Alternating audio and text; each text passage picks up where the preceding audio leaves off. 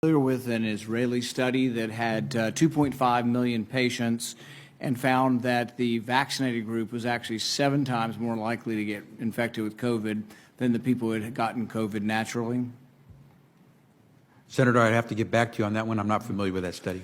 Well, you think you might want to be if you're going to travel the country insulting the millions of Americans, including NBA star Jonathan Isaac, who have had COVID, recovered, look at a study with 2.5 million people and say, well, you know what? It looks like my immunity is as good as a vaccine or not. And in a free country, maybe I ought to be able to make that decision. Instead, you've chosen to travel the country calling people like Jonathan Isaac and others, myself included, flat earthers.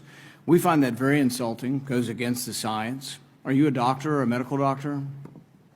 I've worked over 30 years on health So policy. you're not a medical doctor. Do you have a science degree?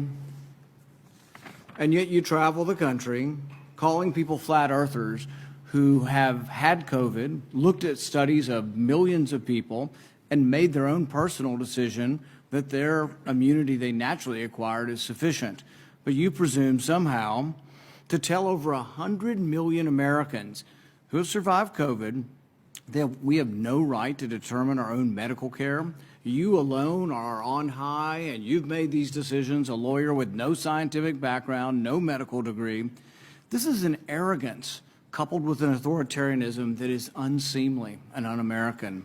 You, sir, are the one ignoring the science. The vast preponderance of scientific studies, dozens and dozens, show robust, long-lasting immunity after COVID infection. Even the CDC does not recommend measles vaccine if you have measles immunity. The same was true for smallpox. But you ignore history and science to shame the flat earthers, as you call them. You should be ashamed of yourself and apologize to the American people for being dishonest about naturally acquired immunity.